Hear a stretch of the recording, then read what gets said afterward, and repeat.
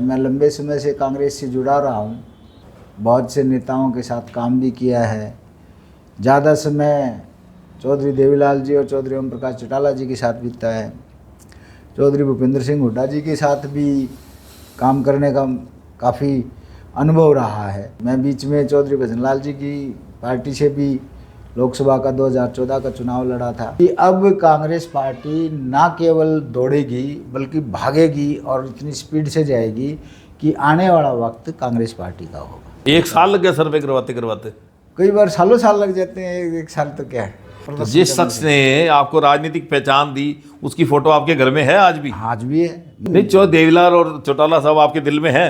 बिल्कुल है, आज भी है। देख लेना, हुड्डा साहब बुरा मान जाएंगे। क्यों? अर्जुन मैं- चौटाला और मैं- आदित्य चौटाला ने तो बहुत सवाल चलो किए। मैं एक किस्सा और बताता जरूरत से ज्यादा सवाल किए उन्होंने हूं। तो। मैं किस्सा बताता जो नहीं लिखे हुए थे 0 आवर में भी उन्होंने नहीं छोड़ा। जब मैं और आपको अगर मौका मिल गया, राहुल गांधी जी ने आपको बना दिया, तो आपके पास क्या रोड मैप है? मुझे ख्वाबों में ना जाने दो, अभी धरती पे रहने दो। तो आपको लगता है 29 में आपको टिकट मिलेगी सिरसा से? मेरे भाग्य में होगा तो जरूर मिलेगी। हरियाणा में विपक्ष की भूमिका अदा करने के लिए कांग्रेस पार्टी ने अपना संगठन खड़ा करना शुरू कर दिया है। सबसे पहले ऑब्जर्वर्स की टीम आई, उन्होंने जिला स्तर पर सुझाव लिए, फिर जिला प्रधानों की सूची आई, एकाएक प्रदेशाध्यक्ष का नाम अनाउंस हुआ और प्रदेशाध्यक्ष ने उसके बाद एक बैठक भी ली। उस बैठक को अटेंड करके आए हैं हमारे साथ पूर्व सांसद, पूर्व विधायक डॉक्टर सुशील इंदौरा जी से पूछते हैं, डॉक्टर साहब क्या रहा बैठक में? पहले तो नमस्कार पत्रकार महोदय बलजीत जी और सभी जो पॉडकास्ट है आपकी उसके दर्शकों को भी नमस्कार। और मैं तो यही कहूँगा कि पत्रकार बलजीत जी है ना, जनता के सामने बहुत अच्छी खबरें, जनता को एक ऐसी जानकारी दे रहे हैं अपने पॉडकास्ट के माध्यम से, तो लोग ज़्यादा से ज़्यादा जुड़ें और देखें कि भी वाकई में एक जो इन्फॉर्मेशन की, जो एक जानकारी की ज़रूरत है वो होनी चाहिए। और जहाँ तक आपने सवाल किया है कि भाई अभी जो कांग्रेस पार्टी का संगठन बनाया है, मैं लंबे समय से कांग्रेस से जुड़ा रहा हूँ और आज से नहीं, मैं राजनीति में तकरीबन मुझे 96 में मैंने पहले चुनाव लड़ा था, तो 96 से लेके और आज तकरीबन 26 आने वाली है, 2 महीने की बात है, तो कितने 30 साल तो हो गए एक राजनीतिक अनुभव का। और उस राजनीतिक अनुभव में बहुत से किस्से भी हैं, बहुत सी कहानियाँ भी हैं, बहुत से नेताओं के साथ काम भी किया है। ज़्यादा समय चौधरी देवीलाल जी और चौधरी ओम प्रकाश चौटाला जी के साथ बीता है। चौधरी भूपेंद्र सिंह हुड्डा जी के साथ भी काम करने का काफ़ी अनुभव रहा है। बीजेपी के साथ भी समझौते में हमने काफ़ी लंबा अनुभव प्राप्त किया। वाजपेयी जी जब प्रधानमंत्री थे तब मैं संसदीय दल का नेता था और उन सभी अनुभवों के हिसाब से देखें, मैं बीच में चौधरी भजनलाल जी की पार्टी से भी लोकसभा का 2014 का चुनाव लड़ा था, हरियाणा जनहित कांग्रेस से। तो एक लंबा अनुभव और ख़ासकर मैं बताऊं आपको कि प्रैक्टिकल ऐसा अनुभव हुआ है कि धक्के खा खा के, कहते हैं ना आदमी ठोकर खा के बहुत कुछ सीखता है, और हमने सीखा भी है, इसमें कोई दो राय नहीं। तो जो आपने सवाल किया कि भी कांग्रेस का जो संगठन है, भी लंबे समय के बाद आपने लंबे समय यानी 11 साल का पे जो ज़्यादा जोर दिया है कि 11 साल के बाद देखो, कांग्रेस में संगठन बने ना बने, लेकिन Congress itself is a good organisation. संगठन बहुत, कांग्रेस नाम ही एक संगठन का नाम है। उसमें काम करने वाले पदाधिकारी हों या ना हो, ये ठीक है कि पद दिए भी जाते हैं, पदाधिकारी बनाए भी जाते हैं, लेकिन अगर 11 साल की देखो थोड़ी सी परफॉर्मेंस को देखें तो थोड़ी कमज़ोर तो मैं मान सकता हूँ, लेकिन बिना संगठन पे भी। लेकिन जैसे लोगों की आकांक्षा थी, विरोधी दल के लोग भी कहते थे कि भी संगठन नहीं बना, एक मुद्दा बना लिया था संगठन का। ये मुद्दा इसलिए नहीं बना डॉक्टर साहब, संगठन अपने आप में बहुत बड़ी बात है, क्योंकि जवाबदेह होना चाहिए। अब आपकी ये 2024 में सरकार आती आती रह गई, कोई जवाबदेह है? क्यों? क्योंकि कोई था ही नहीं, कोई संगठन ही नहीं है। जिला स्तर पर कौन जवाब दे? लोकसभा क्षेत्र पे कौन जवाब दे? जो कांग्रेस कुछ दिन पहले 5 लोकसभा की सीटें जीतती है, लेकिन यहाँ 37 पे सिमट जाती है, क्या ऐसे कारण रहे? नहीं देखो, ज्वलंत मुद्दा सबसे पहले ये है कि राव नरेंद्र को प्रदेशाध्यक्ष बनाया गया। उन्होंने प्रदेशाध्यक्ष बनते ही जिला प्रधानों की बैठक ली, बीएलओ स्तर के जो अधिकारी हैं, जिला प्रधान हैं, सबकी बैठक ली। आपके जितने विधायक दल के नेता हैं जो इलेक्शन लड़े थे, हारे थे या जीते थे, सबकी बैठक ली। तो बैठक का लबो लुबाब निचोड़ क्या है? नहीं, मैं वही बता रहा था आपको कि सारी बातें आपकी ठीक है, क्योंकि संगठन से देखो, कोई भी ऑर्गेनाइजेशन है, कोई भी वो है, जब पदाधिकारी होंगे तो उनकी एक जिम्मेवारी तो बनेगी, और जिम्मेवारी फिर जवाबदेह भी बनेंगे। और एक प्रक्रिया, मैंने अभी पिछले दिनों बयान में भी कहा था कि अब कांग्रेस पार्टी ना केवल दौड़ेगी बल्कि भागेगी, और इतनी स्पीड से जाएगी कि आने वाला वक्त कांग्रेस पार्टी का होगा। उसके पीछे का लॉजिक वो आप लोग ही बता रहे तो हैं। फिर आप मानते हैं ना संगठन की भूमिका है?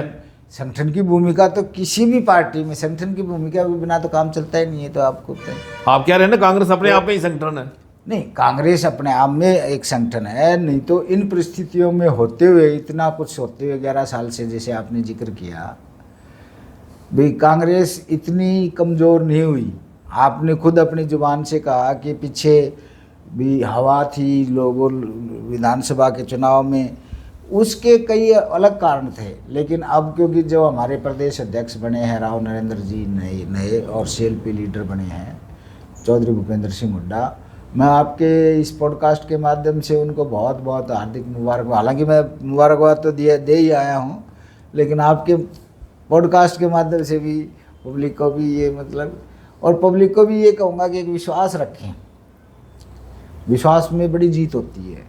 वो चौधरी भूपेंद्र सिंह हुड्डा के प्रति विश्वास रखें, और राव नरेंद्र के प्रति क्रिटिसाइज होगा, मेरी आदत नहीं है। तो राव नरेंद्र का तो अपने हलकों में विरोध शुरू हो गया, उनकी अपनी लॉबी, यादव लॉबी उनका विरोध कर रही है।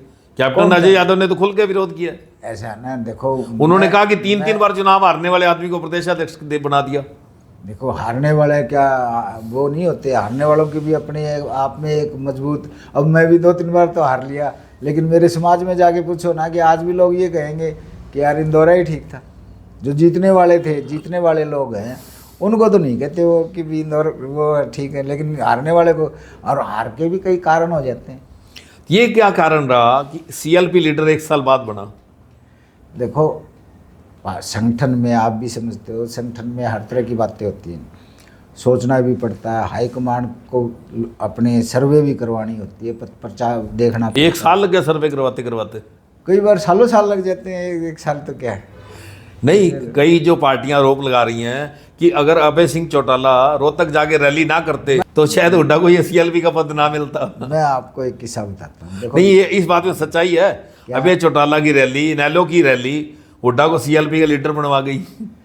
देखो, पब्लिक में जो आम जनता है वो तो इतना सोचती नहीं कि कौन सीएलपी लीडर बना, लेकिन बाकी जो है ना, जितना मुंह उतनी बातें होती हैं, जितना मुंह उतनी बातें। पक्ष का आदमी अपने पक्ष की बात कहेगा, विपक्ष का आदमी अपनी बात को विपक्ष के तौर पे मजबूत करने के लिए उस तरह की बात कहेगा। लेकिन जो फैसले होते हैं वो किसी भी संगठन में, किसी कांग्रेस संगठन की बात नहीं कर रहा, किसी भी संगठन में जो फैसले होते हैं वो सबकी रजामंदी, हाईकमांड की सोच के हिसाब से, नीतियों के हिसाब से, और प्रदेश का और देश का माहौल क्या है उसको सोचते। कहीं कहीं गलतियां हो जाती हैं, उन गलतियों में जैसे भी, अब मैं आपको एक छोटा सा किस्सा सुनाता हूँ। मैं जब 96 में चुनाव हार गया था, 13,000 वोटों से, 13,000 वोटों से हार गया था, तो मैंने ऑफिस कम मतलब डॉक्टर अस्पताल वहाँ खोल लिया था फतेहाबाद में।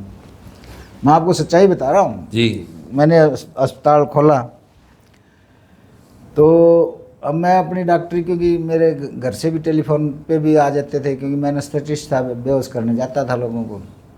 मैं वो आपसे रिलेटेड सवाल पे ही बता रहा हूँ। एक दिन क्या हुआ कि सुबह सुबह चौधरी देवीलाल जी को है ना, बहुत जल्दी उठ जाते होंगे तो जल्दी से, तो वो सुबह सुबह मेरे वो डॉक्टर का अस्पताल कहाँ है अब डॉक्टर तो सुबह 6 बजे तो 5, 5:30, 6 बजे तो आता नहीं। तो वो उन्होंने अस्पताल के आगे, तो उनके साथ जो गनमैन वगैरह वगैरह ड्राइवर थे, उन्होंने पता किया होगा, तो उन्होंने कहा जी है तो अस्पताल ये जीटी रोड पे ही था, मेन रोड पे ही था मेरा। तो वहाँ से जब नहीं पता चला तो उस टाइम कुछ बुजुर्ग लोग जागे जाते हैं, किसी ने कहा होगा कि भी डॉक्टर इंदौरा का ये है, बोले हाँ जी, जबकि मैं एमपी भी नहीं था उस टाइम जी।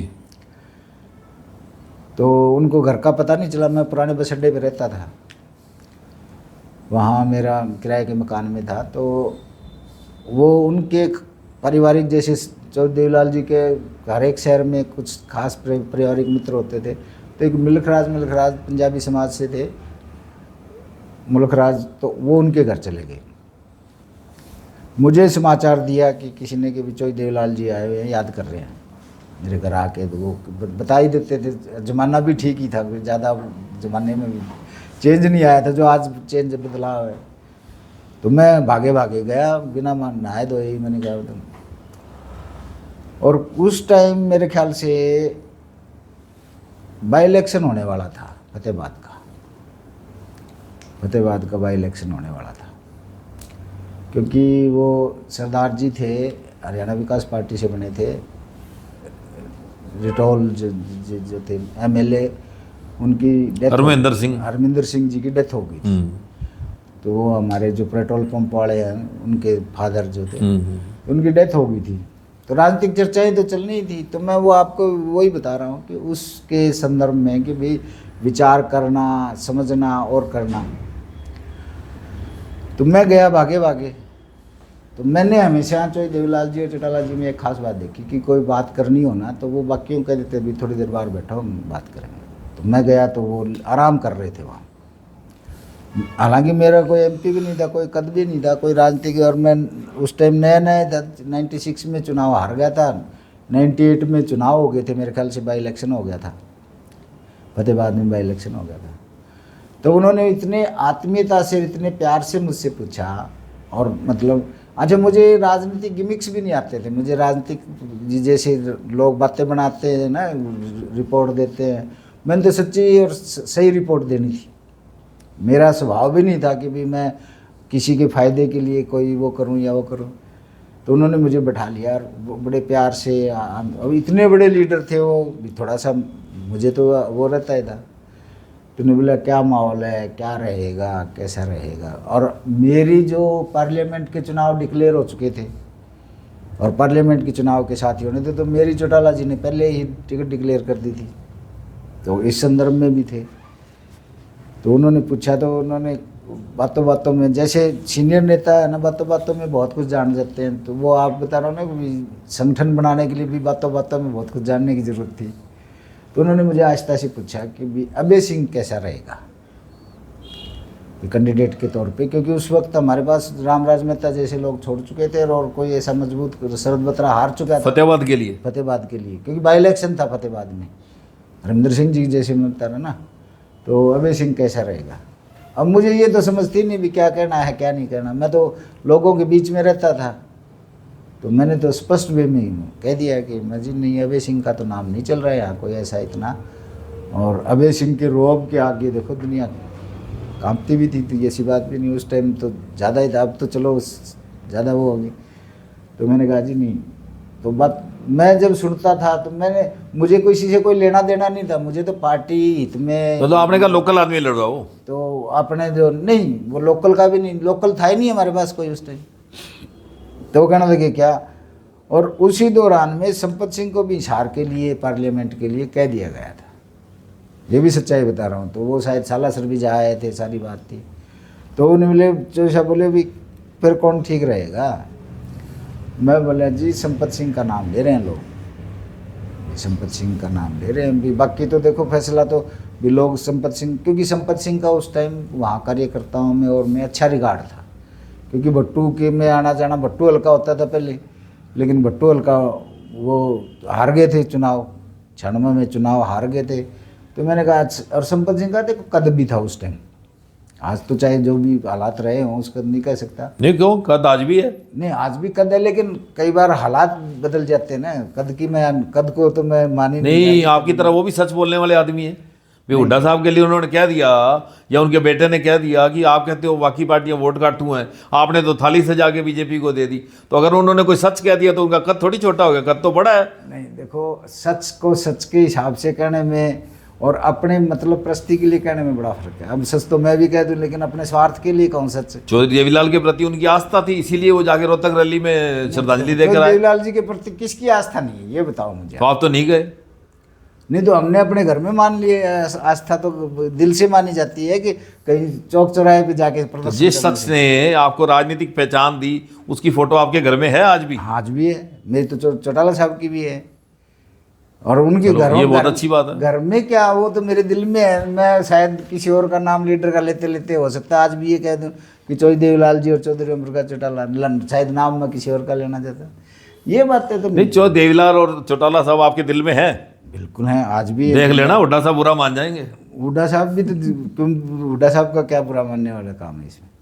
आप बताओ भाई, हुड्डा साहब क्यों बुरा मानेंगे? चौधरी देवीलाल किसके दिल में नहीं है ये बताओ ना।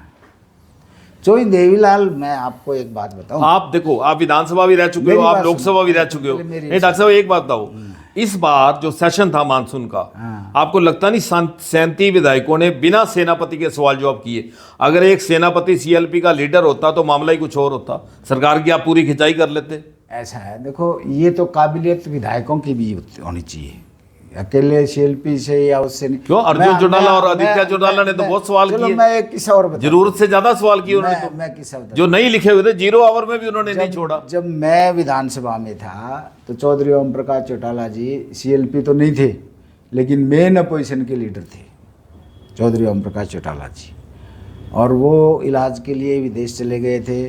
तो हम 8 थे, 9 तो थे ही उस टाइम, 9 में से 8 बचे। 8 में से भी आधे तो ऐसे थे जो बेचारों को पहली बार उन्होंने विधानसभा देखी थी, लेकिन फिर भी हमने डट के मुकाबला किया। और अच्छा, मैं तो उस टाइम एक दिन हमने इस तरह अच्छा मुकाबला किया कि अभय सिंह ने खुद अप्रिशिएट किया था। वो उसने फ़ोन करके कहा था अभय सिंह जी ने कि डॉक्टर साहब आ जाओ खाना खाते हैं। उन्होंने कहा अभी आज तो बहुत बढ़िया बोला, और हर बार बढ़िया। इवन आप वो फाइनेंस मिनिस्टर थे वीरेंद्र सिंह जी, मतलब आप होमवर्क करके जाते थे। होमवर्क करके जाएंगे तभी कामयाबी मिलेगी, बिना होमवर्क करके कैसे मिलेगी आप बताओ। और आप तो जब चौधरी देवीलाल चौटाला साहब आपके दिल में है, चौधरी देवीलाल के प्रति आज भी श्रद्धा है, तो ऐसे क्या कारण थे जो इनेलो छोड़नी पड़ गई? ये बार बार सवाल ना, वही बात है कि इनेलो छोड़ दी, इनेलो छोड़ने दुनिया ने छोड़ दी, इंदिरा ने अकेले नहीं छोड़ दी। एक बात बताओ, कई छोड़ के वापस भी आ गए हैं। तो आने वालों के आते होंगे। हम तो चौधरी साहब का दीप जला के लोगों के बीच में, देखो असल में पर एक बात तो है, इनेलो छोड़ने के बाद भी आप चौटाला साहब को लास्ट टाइम तक मिलते तो रहे हो ना? नहीं, मैं चौटाला साहब से ज़्यादा, क्योंकि वो बीमार रहने लग गए थे तो मैं ज़्यादा नहीं मिला। नहीं 2009 के बाद कभी नहीं मिले? नहीं, हॉस्पिटल में एक बार मेदांता में गया था मिलने के लिए, बाकी उसके बाद ज़्यादा नहीं मिल पाया मैं, क्योंकि मैं खुद भी बाईपास हो गया था, मैं भी बीमार रहने लग गया था। तो मैं अपने स्वास्थ्य का ध्यान रखूं या वो करूं। लेकिन देखो, लीडर्स की जो नीतियाँ हैं ना, वो हमेशा रहती थी, दिल में रहती हैं, रहेंगी। और जिसके साथ मैंने तो वाजपेयी के साथ भी काम किया है। वाजपेयी जी है ना, देश के प्रधानमंत्री थे, और मुझे बड़ा गर्व है इस बात का कि वो दूर से कहते थे कि और इंदिरा साहब, सुषमा जी आज इस दुनिया में नहीं है, लेकिन वो तो मेरे को हमेशा सुशील के नाम से, मेरे घर में भी नहीं बुलाते मुझे सुशील के नाम से, इतने प्यार से बुलाती थी। तो उस टाइम सुषमा जी के मार्फत आप बीजेपी ज्वाइन करने वाले थे ना?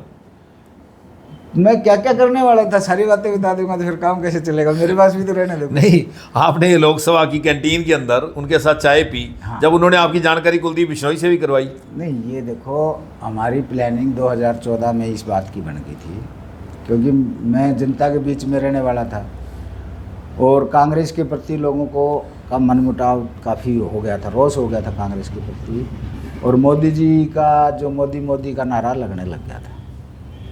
तब मैंने रोहतक में लोगों से पूछा और भी कईयों से पूछा, मैंने कहा यार कांग्रेस में तो दाल गलने वाली नहीं है, क्योंकि कांग्रेस में जो उस वक्त के हमारे अध्यक्ष भी थे और सिटिंग एमपी थे, तो पार्लियामेंट का तो कोई मतलब ही नहीं था।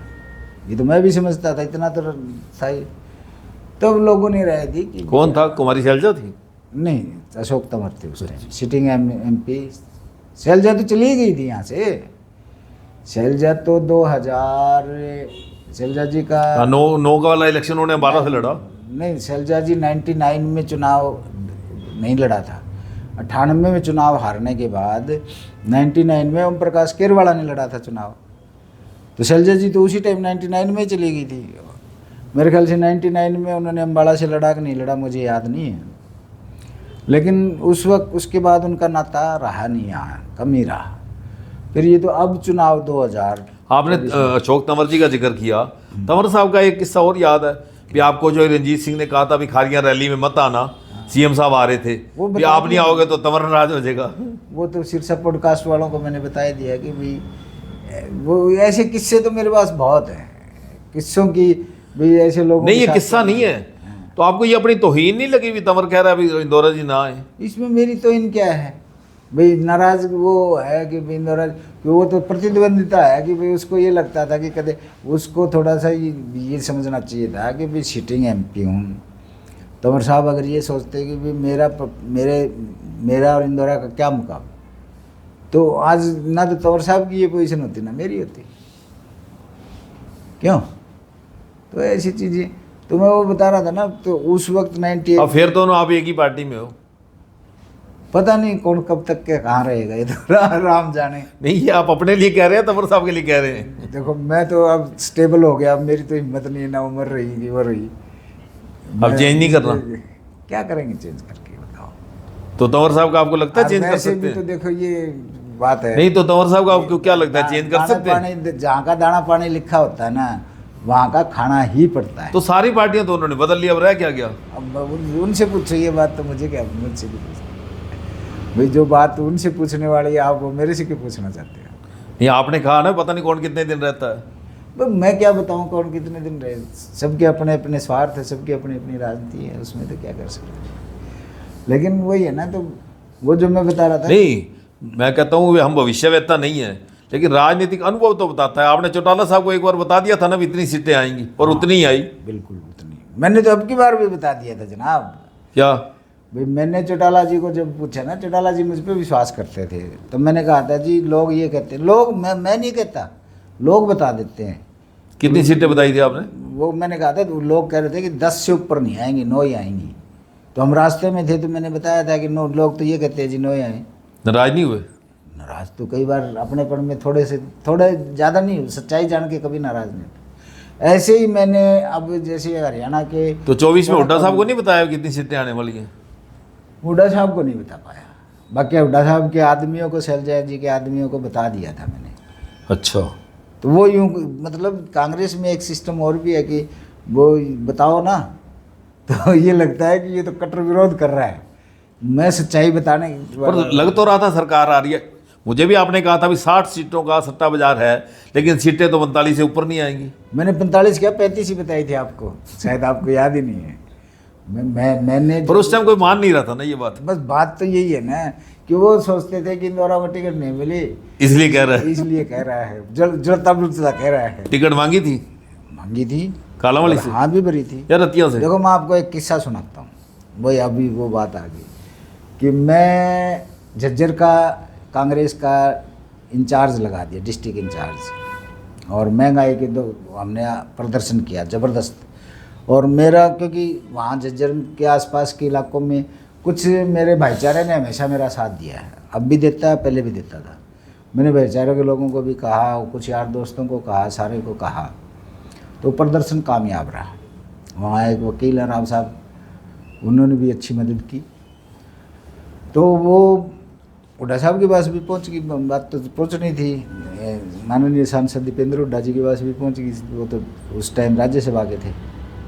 तो फिर मेरे को किसी ने राय दी, क्योंकि मैं बिना राय के लोगों के काम नहीं करता। उन्होंने कहा कि झज्जर के लोगों ने कहा कि आप एक बार हुड्डा साहब से मिल लो। मैंने कहा जी ठीक है, मिल लेते हैं। मैं अच्छा, मेरे शैलजा जी के प्रति भी उतने ही आदरणीय हैं जितनी हुड्डा साहब मेरे लिए आदरणीय। मुझे तो कोई लाग लपेट वाली बात तो थी नहीं। तो मैंने हुड्डा साहब को फ़ोन किया, मैं हुड्डा जी भाई मैं आ जाऊँ? मिलना था। तो उन्होंने मुझे कहा कि आप 11 बजे आ जाओ, रोहतक आ जाओ, क्योंकि दिल्ली मेरे लिए बड़ा दूर, एक तो रसकार वो था, तो रोहतक आ जाओ, उस तारीख को मैं आऊँगा। मैंने कहा जी ठीक है। हम चले गए, मैं चला गया जी। मैं आधा पौना घंटा पहले पहुंच गया था, आधा घंटा लीडर का अभिमान भी और जी। इंतज़ार भी ना करना पड़े। मैं बैठा रहा, हुड्डा जी तैयार हो रहे थे, नहा धो के तैयार हो के, फिर उनका अंदर से मैसेज आया कि भाई इंदौरा साहब को अंदर बुला लो। मैं अंदर गया तो वो डाइनिंग टेबल पे बैठे थे। तो डाइनिंग टेबल पे बैठे बैठे हम बात कर रहे थे, और मिसिज हुड्डा जी और शकुंतला खटक भी वहीं बाहर साइड में बैठे थे। तो नाश्ता कर रहे थे, नाश्ते में बड़ा बड़ा टेस्टी नाश्ता था, बहुत अच्छा नाश्ता था। मुझे एक बार चौधरी ओम प्रकाश चौटाला जी ने भी कहा था कि भाई ऐसा नाश्ता तो मैंने टाटा बिरला के भी नहीं किया। तो वो मुझे याद आ गई थी चौटाला जी को, आप कहते हो ना भैया वो। तो नाश्ता करते करते हम बातचीत, पॉलिटिकल आदमी की पॉलिटिकल बातें होती है। मैंने कहा जी मेरे लिए क्या आदेश है जी, वो है। तो उन्होंने मुझे स्पष्ट कहा था, भी हुड्डा जी को याद है नहीं है, लेकिन मुझे तो याद होनी चाहिए, भी आपको पार्लियामेंट का चुनाव लड़ाएंगे सिरसा से। सिरसा से। ये उनका कमिटमेंट था एक किस्म से। और उन्होंने, देखो मैं झूठ नहीं कहता, उनकी मजबूरी रही नहीं। ये तो कौन से सन की बात है? ये 24 की अभी की बातें अच्छा। हैं। ये मतलब 2 साल पहले की बात होगी, 22-23 की, जब शैलजा जी प्रदेश अध्यक्ष बन गई थी, उसके बाद की बात है। तो मेरे मुँह से निकल गया। मैंने कहा जी शैलजा जी भी हो सकता आ जाए। बोले नहीं शैलजा क्या, शैलजा अम्बाड़ा रहेंगी, भी आपको लड़ाएंगे। तो इतना आश्वासन के बाद तो आदमी मजबूत हो ही जाता है। फिर मैंने काम भी करना शुरू कर दिया था, लोगों में आना जाना भी। और जो मेरा काम करने का तरीका है ना, वो ये नहीं है कि भी मैं शोशोबाजी करूँ, दिखावा करूँ, ढोंग आडम्बर, ये नहीं होता। मैं इनेलो में था तब भी, कांग्रेस में हूँ तब भी, और आगे भी मैं लिंक बनाने में विश्वास रखता हूँ। तो आपको क्या लगता है, शैलजा जी की जगह अगर आपको लड़वाया जाता 2024 चुनाव, वो 3 लाख से जीतती, आप कितने से जीतते? भाई मैं ये बात अपने मुँह से कहूँ तो अच्छा नहीं लगता, लेकिन नेक अंदाजा भाई मैं जीत जाता। क्योंकि आपकी जाति के वोट जो है वो शैलजा जी को नहीं पड़े। नहीं ऐसे अब की बार तो पड़े हैं इसमें। तो देखो ये जो हमारा समाज है ना, उसने दिल खोल के कांग्रेस का साथ दिया है, शैलजा जी का खासकर। लेकिन जब हमारे को कोई रिप्रेजेंटेशन नहीं मिली ना कांग्रेस, तो आप तंवर को विधानसभा में, मेरी बात पूरी तो होने दो जी। जब विधानसभा में रिप्रेजेंटेशन नहीं होने मिली ना, तब हमारे समाज ने खुल के बीजेपी का साथ दिया। जो हमारे यार दोस्त भी है, हमारे भाईचारे के लोग भी हैं, जिनको मैं जानता हूँ, जिनसे मैंने पूछा था, सर्वे के तौर पे पूछा था, तो सब ने मुझे ये कहा था कि हमने तो बीजेपी को वोट दिया। तब भी तो मैंने ये बताया था कि 35 सीटें आएंगी, वो 37 आ गई। मैंने तो 35 का ही आइडिया, क्योंकि उसमें 2-3 सीटें, जैसे मैं अभय सिंह जी को जीतता हुआ मान रहा था, वो तो शैलजा नहीं आई यहाँ, और बरसिंह वो रो पड़ा, उसने झोली फैला ली, तो लोग देखो भावुकता में साथ देते हैं। नहीं तो बरसिंह की भी कमज़ोर थी, इधर से मुझे कमज़ोर अमित शाह भी लग रहा था, और वो अमित शाह कमज़ोर निकल होएगी, वो तो हार तो होएगी। सिर्फ 610 से हारे। हाँ चाहे थोड़े से हारे, हार तो हार ही है, जीत ही होती है। रानिया भी नक्शा कुछ और होता, शैलजा जी आ जाती तो। नहीं, रानिया पे असर नहीं पड़ना था। जो सच्चाई लोगों से सुनते हम भी, बहुत पहले से ये, अगर अभय सिंह भी होते ना रानिया में, तो शायद उनको चुनाव जीतना मुश्किल हो जाता है।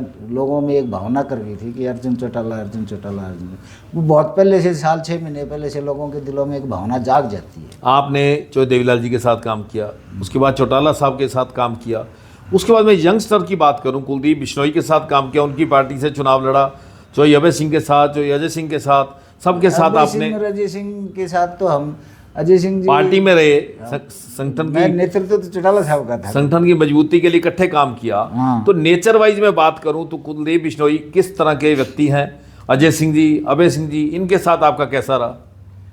भाई मेरा आज तक तो, अब जैसे आपके साथ है ऐसे ही सभी से किसी से बिगाड़ तो हुआ नहीं। आपके बिगाड़ की बात नहीं कर रहा, उनके नेतृत्व की बात कर रहा हूँ। उनकी कमियां, उनकी मेरिट डिमेरिट्स, नहीं देखो, खूबियां, उनके अंदर खूबियां क्या हैं? हर आदमी के अपने गुण होते हैं, हर आदमी में अपने छोटी मोटी कमियां होती हैं। उन कमियों को अगर वो सेल्फ असेसमेंट करें, मेरे कहने से तो कोई फ़ायदा नहीं है। मुझे पता है कि मुझे किससे नुकसान हुआ, मुझे पता है कि मुझे किसने फ़ायदा दिया। हर आदमी की अपनी डीमेरिट्स मेरिट्स होती हैं, और उसके लिए चर्चा करना अब मेरे मुंह से शोभा नहीं देता, क्योंकि वो भी कमियां गिनाने लग जाऊं तो मेरे ख्याल से हिंदुस्तान में जिनको मैं तो जानता सवाल तो मेरा वहां से शुरू होता था, सीएलपी लीडर की के चुनाव में देरी क्यों? 1 साल बाद सीएलपी का, वो मैंने बता तो दिए 2-3 किस्से बता के। नहीं कि किससे विचार, नहीं मंथन, नहीं, आपको लगता है कि राय, अभय सिंह की रैली की वजह से सीएलपी का नेतृत्व मिला, देखो अब हुड्डा साहब को इनाम मिला? हर तरह के लोग हैं।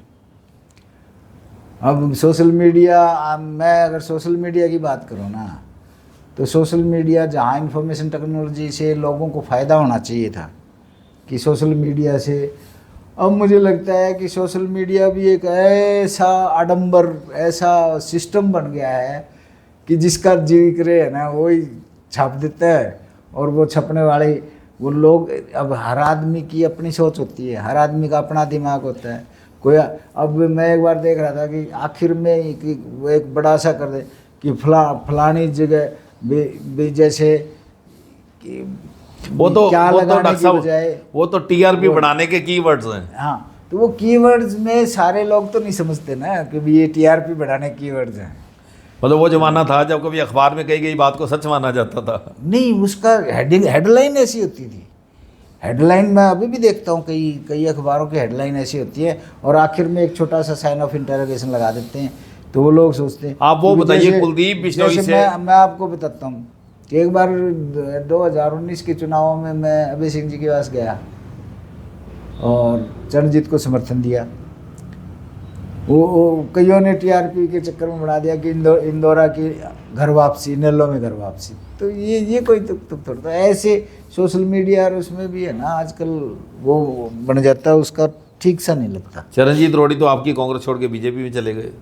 कांग्रेस मेरी कहाँ है जनाब, हम सब की है कांग्रेस। एक बात बताओ, कांग्रेस किसकी नहीं है? मैं आपको एक किस्सा बताता हूँ चलो।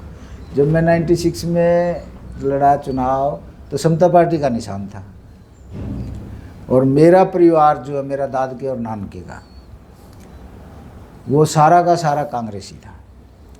तो मैं 96 में अपनी माँ को ले गया वोट डलवाने के लिए। आज तो मेरी माँ बहुत बुजुर्ग होगी, मतलब 84 साल 90 के आसपास होगी।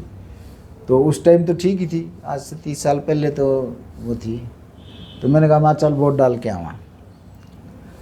तूने बोले चलो।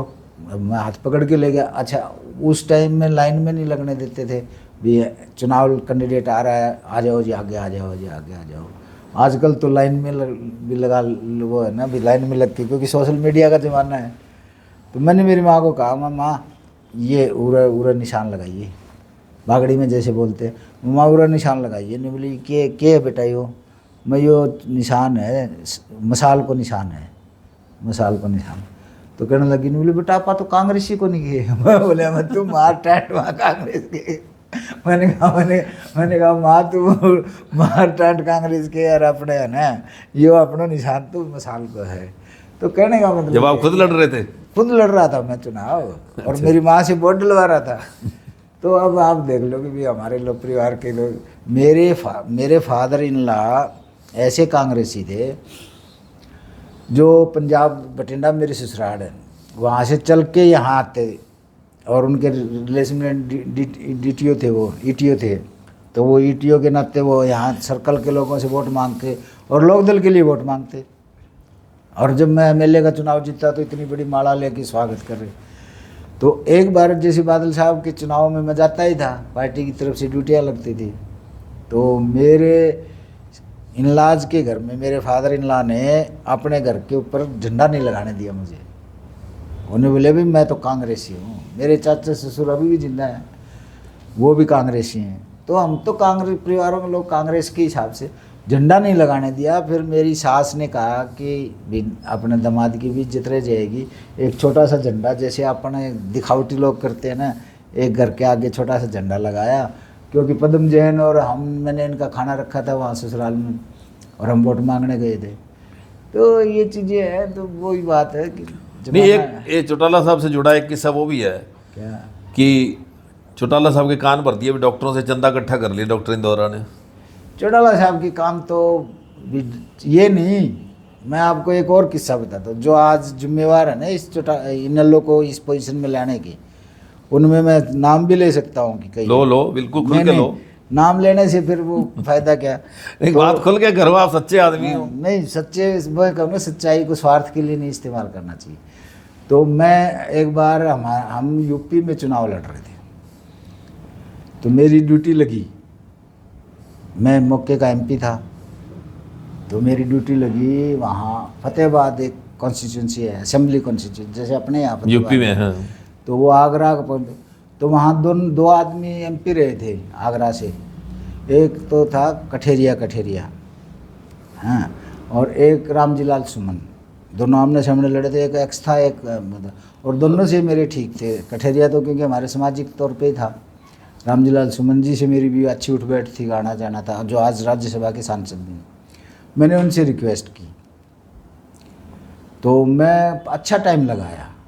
तो मुझे ये जो कई विनीत पुनिया हो गए, एक ये हीरो होंडा का क्या नाम है, इसने खोल रखा है शोरूम, ये आप जानते हो नहीं, हीरो होंडा का नहीं, बुलेट का, ये भोडिया का सरवण, ये चौधरी होते थे उस टाइम, आगे हो गए काम करने वाले लोग थे। और जैसे शेर सिंह बड़शामी हो गए, ये हो गए, ये अपने आप में एक जेजेपी का आजकल इंचार्ज बना हुआ है, क्या नाम, vice president, national vice president, नाम भूल जाता हूँ मैं, केसी मांगड़। तो ये है ना, वो हमारे जैसे एमएलए एमपी जो एससी खासकर गरीब कम्युनिटीज से, उनको अपने पैर के नीचे रखना चाहते थे, दबा के रखते थे भी और यही तो नुकसान हुआ था उस टाइम इन लोगों। तो मैंने काम सिंसियरली किया। मैंने कहा जी मेरे को तो 30 गाड़ी दे दो, क्योंकि मैंने रामजीलाल सुमन और वो कठेरिया जी से कह के ना वो कर लिया 30 गाड़ी। और मैं गांव में घूमा, और वो डाकुओं का ज़माना था, वो उसमें चंबल का इलाका। मैं रात को 11 बजे आता, फिर रात को 11 बजे थका आ रहा है तो आदमी शौक भी फरमा ले थोड़ा बहुत भी, चलो। वो क्या हुआ कि करते करते मैं सुबह 6 बजे वहाँ 5 बजे चला गया, अभी बसें आएंगी। पहले तो अगले दिन है ना, रात को गाड़ियों का वो कर रहा था भी, गाड़ी 8 बजे आ जाएंगी, 9 बजे आ जाएंगी। मैं 11-12 बजे तक तो गाड़ी इंतजार करता, कोई गाड़ी नहीं, कोई। मेरे को कहा पैसे ले ले, मैंने कहा पैसे पूछे तो मेरी आदत नहीं, क्योंकि मैंने अपने ज़िंदगी में कभी वो नहीं, तो ना सुबह भी गाड़ियाँ कोई 5-7 गाड़ियाँ बड़ी मुश्किल से आई। और सतबीर कादियान जो थे वो इंचार्ज थे हमारे, वो मैं जिस रेस्ट हाउस में रुका हुआ उसी रेस्ट हाउस में वो रुके हुए थे, सरकारी रेस्ट हाउस था। तो करते करते किसी ने सतबीर कादियान को कहा, तो मैंने उनको समझा दिया जी देखो हमने तो ये काम किया, वो था। तो मेरे से शेर सिंह बड़शामी बड़े बदतमीजी से बोला, बहुत बदतमीजी से। मैं मौके का एमपी था, लेकिन इनको घमंड था कि भी हम अभय सिंह के खास हैं या अजय सिंह के खास हैं चौटाला। तो चौटाला साहब मेरी बात को समझते थे, बहुत बदतमीजी से बोला, मेरी आंखों में आंसू से आ गया। मैंने कहा यार, फिर मुझे भी गुस्सा आ गया। मैंने कहा आने दे चौटाला साहब ने, मैं गुस्से में मैं भी सामने, मैंने कहा आने दे चौटाला साहब ने, सारी बात बताऊंगा और लेके जाऊंगा उन लोगों के पास में जिनसे मिला के लाऊंगा, रो करो। मैंने भी कह दिया, वो जी वो हो गया। अब अगले दिन चौटाला साहब ने रैली करनी थी वहाँ आगरा में, फतेहाबाद के पार्लियामेंट में वो था ही। तो अब सुबह क्या हुआ कि चौटाला साहब के आने से पहले ही शेर सिंह बड़शामी मेरे पास, मैं तो सिर्फ इतना ही था, मैं आने दे चौटाला साहब को सारी बात बताऊंगा और सारा कहूँगा। शेर सिंह बड़शामी आया मेरे पास, ने बोला सॉरी डॉक्टर साहब, आई एम वेरी सॉरी, ये वो। अब मेरा दिल बड़ा, मैं ज़्यादा बातों नहीं, बोला सॉरी, मैं दिल से माफ़ी मांगता हूँ, ये यार वो। फिर मैंने कहा यार इतना बड़ा आदमी दिल से माफ़ी मांग रहा है, इतनी बात कह रहा है, अब बात का क्या बतंगड़ बनाना भी, क्या बात का बतंगड़ बनाना, सॉरी कह दिया तो ठीक है। ये तो मामला क्या था जो इतना गुस्सा आया? भाई वो यूँ कह रहा था कि भाई इंदौरा रैली के लिए काम नहीं कर रहा। भाई मैं तंग हो गया वहाँ से, मतलब दुखी हो के लोगों के वो वहाँ ना हाथ जोड़ भाई हमारी वहाँ जान नहीं पहचान नहीं, फिर भी हमने काम किया और 30 गाड़ियाँ मांगी और वो करा। 30 गाड़ियाँ मांगना कोई छोटी बात भरना, तो वो कह रहे थे 50 गाड़ी ले लो, 100 गाड़ी ले लो। मैंने कहा मुझे तो ना पैसे चाहिए ना, और मुझे तो बसें दे दो, बसें टाइम पे आ जाएं।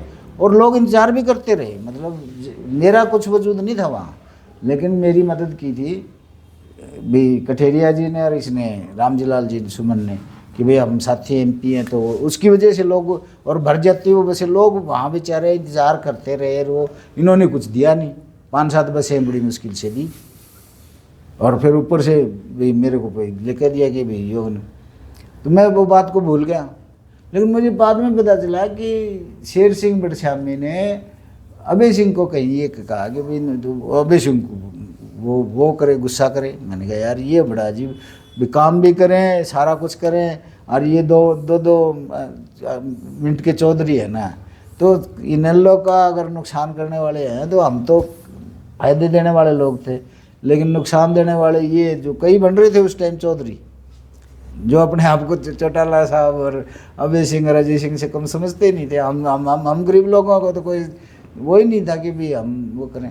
पर चुनाव तो जीता नहीं गया उनसे, और पता नहीं जीता नहीं गया नहीं। शेर सिंह बड़श्यामी तो जीत गया था, एक बार एमएलए तो बने गया था। लेकिन देखो मैं सच्ची बात बता रहा हूँ, 3-4 नाम अब लूँगा तो अच्छा नहीं, जो इनेलो की को नुकसान पहुँचाने वाले में से थे, जिसमें भाई क्लासों को भाई अपने पैरों के नीचे रखने वाले थे, या उनको दबा के रखने वाले थे, या मेरे को अगर वो उस टाइम अगर ये फैसला क्लासों वाला मेरा नहीं होता तो आज इनेलो की पोजीशन ना लगी होती। हमें तो सिर्फ कुछ नहीं, अभी चुनाव लड़ना, सेवा करनी है, और क्या काम था। तो वो बात है कि चलो जो बीत गया सब बीत गया।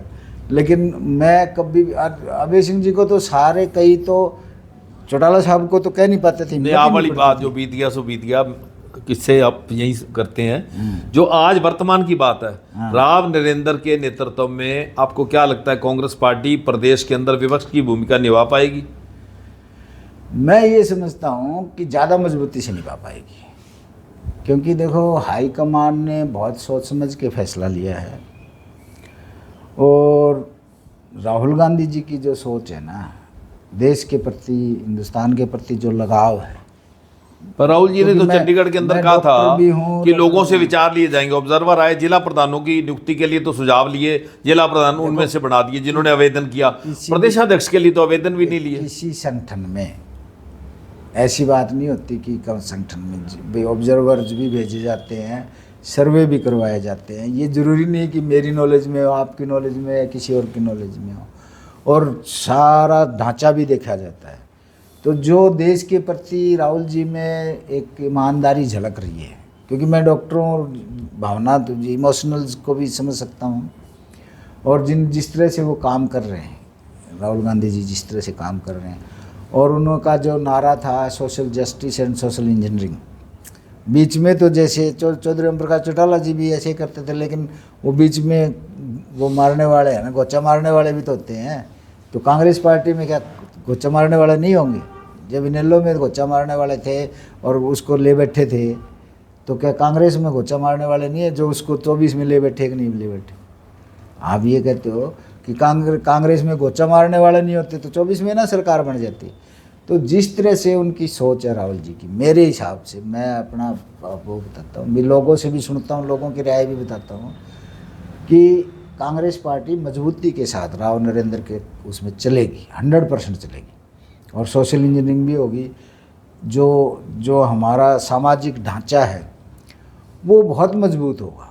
और जो देखो पॉलिटिकल बातें तो पॉलिटिकल स्टेज पे सभी कहेंगे। चंडीगढ़ वाली बैठक में अलग आपके कांग्रेस के सभी दलों के नेता आए थे?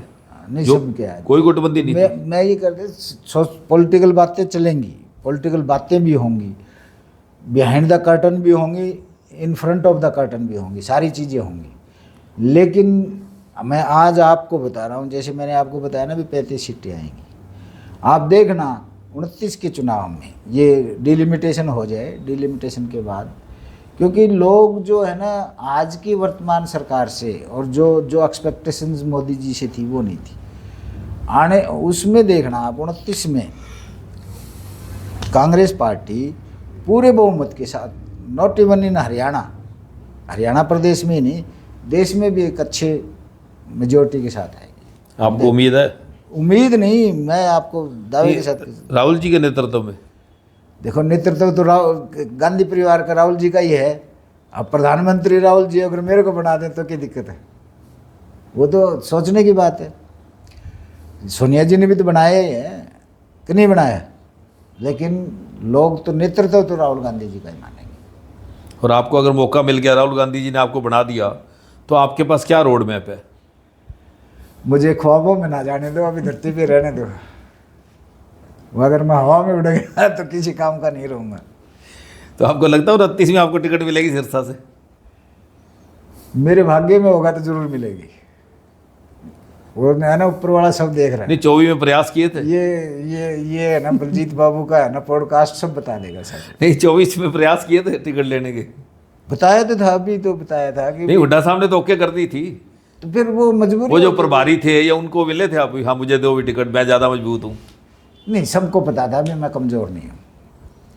प्रभारी जी को भी पता था, अध्यक्ष जी को भी पता था, और फिर सबसे बड़े मेरे जो पैरवीकार थे, जो पैरवी करने वाले थे, उनकी मजबूरी होगी, हुड्डा साहब की मजबूरी होगी।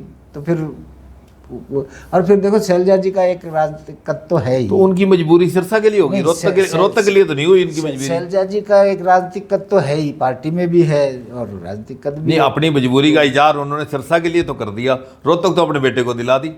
तो रोहतक में मेरे ख्याल से तो दीपेंद्र से मजबूत कोई कैंडिडेट था भी नहीं पार्टी के पास ऐसा, और पार्टी ने मजबूत कैंडिडेट। और भी मैं कहता हूँ कि अगर कांग्रेस पार्टी में अगर कोई सबसे ज़्यादा आज के दिन, हालांकि मैं वैचारिक तौर पे कई बातों से दीपेंद्र से नहीं मेल खाता, लेकिन आज के दिन अगर सर्वाइवलिटी ऑफ द कांग्रेस और मजबूती की बात करें प्रदेश में नहीं, राजस्थान में भी, अड़ोस पड़ोस में भी, दिल्ली में भी, जितनी मेहनत दीपेंद्र हुड्डा जी कर रहे हैं, मेरे ख्याल से इतनी कोई नहीं कर रहा। शैलजा जी नहीं कर रहे? देखो अब किसी का नाम लेके कौन कर रहा है कौन नहीं कर रहा है, लेकिन जो आदमी कर रहा है उसके बारे में तो देखो अप्रिसिएशन होनी चाहिए। आज के दिन तो दीपेंद्र हुड्डा खूब कांग्रेस को मजबूत करने के लिए कर रहा है, भी आगे करेगा नहीं करेगा मुझे नहीं पता, लेकिन आज के दिन जो वर्तमान में जितना मजबूत कांग्रेस को, हालांकि चौधरी भूपेंद्र सिंह हुड्डा जी से भी ज़्यादा काम कर रहा है, दीपेंद्र हुड्डा ज़्यादा काम कर रहा है, और जो काम करने वाला आदमी है उसकी अप्रिसिएशन होनी चाहिए। चलो आज की चर्चा को यहीं विराम देते हैं। तो डॉक्टर इंदौरा ने बताया कि राम नरेंद्र प्रदेशाध्यक्ष बने हैं, उनके नेतृत्व में कांग्रेस प्रदेश में मजबूत होगी। वहीं CLP लीडर चौधरी भूपेंद्र सिंह हुड्डा बने हैं, उनके बारे में भी उन्होंने बताया कि इस बार जो अगला विधानसभा का सेशन होगा उसका नज़ारा अलग होगा।